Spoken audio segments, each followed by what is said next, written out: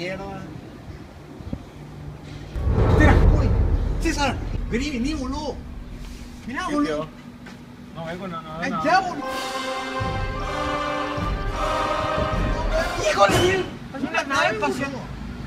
¡Hijo! Se está yendo. ¡Hijo de puta, boludo! Así ya que se fue, boludo.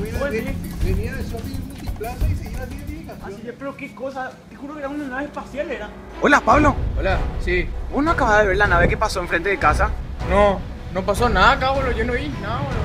Acá en casa, rápido, vení, boludo, rápido. César. Una nave era, vos no viste. Las radios están hablando de eso ahora. ¡Nave, boludo! ¿Qué rayo está hablando de eso? Sí, boludo. Se bajaron en el Congreso Nacional, viejo. ¿Con eso nacional? Mejor, boludo, que se muera. De verdad, joven,